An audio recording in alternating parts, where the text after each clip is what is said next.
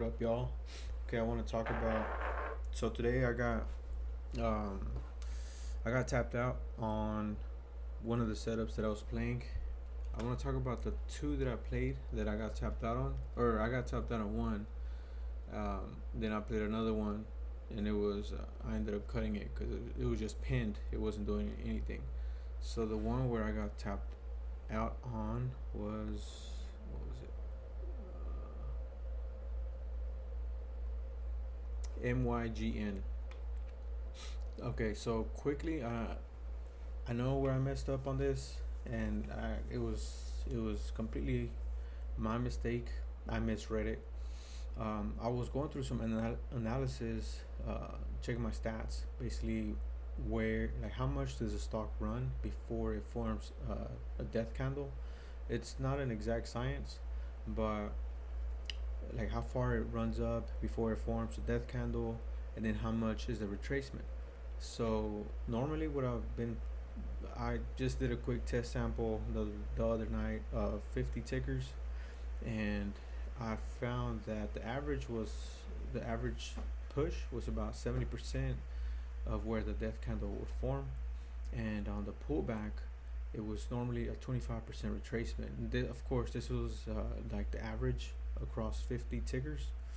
Um, I'm just playing death candles for this month just so I can run statistics on it and see what kind of numbers I get.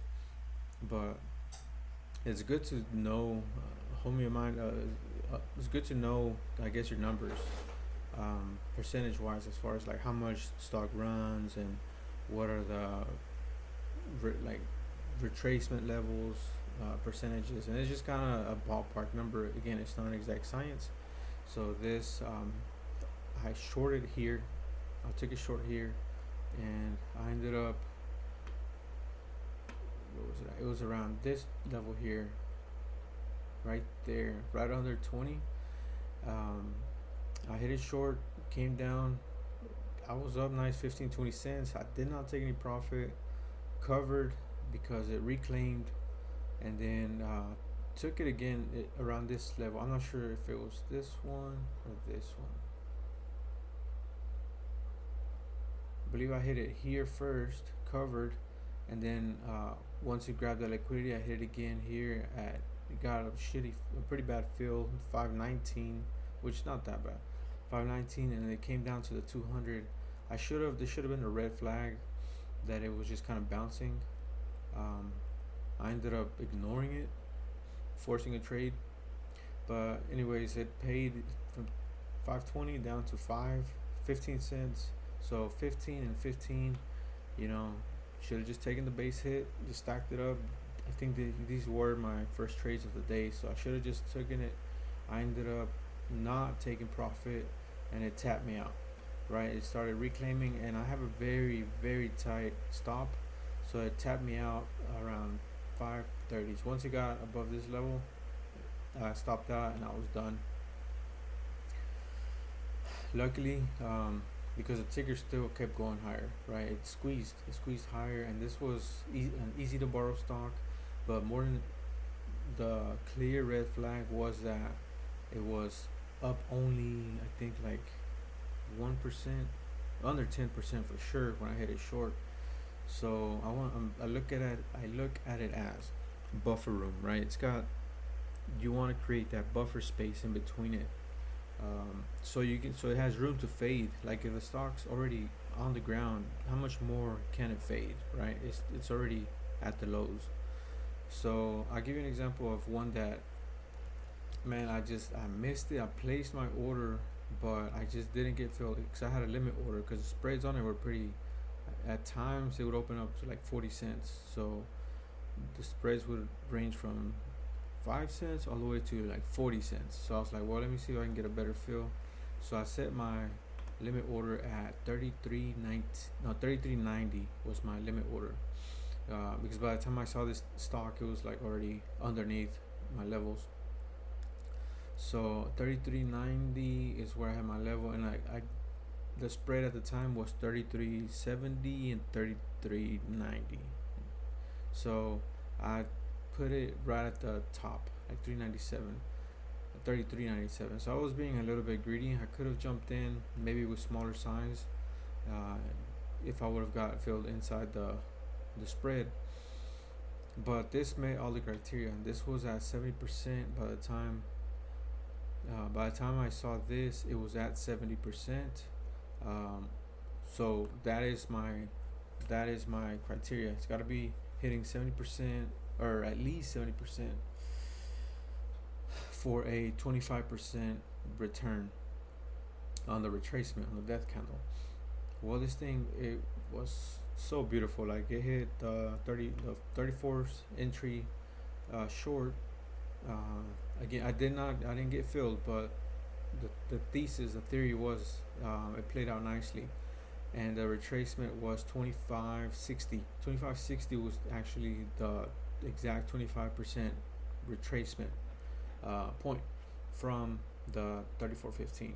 So it came right down to it. And again, I got that 25% based off of um, those 50 tickers and getting the average, how much it would, the lowest point where it would pull back down to. So that's kind of how I came across that number. It's not like a number that I just made up. It's just over data over 50 tickers. Um, I'm collecting a lot of information. I think I have like 200 data points right now that I'm gonna collect the information to get more of a exact number. I guess I like to have things where I can back test it and like get a exact science. I That's the only way I can play. So it came down to this level, and I was thinking we'll get a bounce. We should get a bounce around 25, 26s. So it came down to it, and here it's just parked. It's pinned right here. So may get a bounce on this. I will not be playing this, but the analysis on it was pretty solid. From the top 34 down to 26 or 25, so that's $9 a share on this one. On this ticker, I would have played it with smaller size, 100 shares, just because it's a bigger spread, and it could have moved. It could have like gone higher. So I was like, I'm just gonna play safe, 100 shares, and just riding it right. But $9 a share on 100 shares, $900 on that hit. But that's kind of the criteria. Oh, and the other one was, let's see, CYRX was the other one. This one it was just pinned, like I mentioned the last time. Um, Sometimes I get tickers. I hit tickers that they just pin, right, and this one happened to just pin. I took it here at this level, and let's see, what was that? It was around this level. So took it here, and 866 was my fill, 866, and this thing kind of instantly just popped up to 890. Ticker came down, and once I saw that it was just kind of like not breaking down, I was like, okay, this is gonna be one of those that just pins. And there was a lot of red flags on this as well. I think this was up like 30% at the time, so another red flag, and I forced it, basically just forced it, and it cost, right? It was a waste of time. I missed out on a lot other better opportunities, but that's what happens. You have opportunity cost, and then you have the dollar value that you lose, by taking bad trades, by forcing trades. So lesson learned today. Stick to the rules. I have a deal where I owe myself burpees if I break rules. So today I broke one rule, or actually, I broke the rule of playing tickers that were not at the percentage gain that I require. So I owe myself 20 burpees. Alright guys, that's it for today.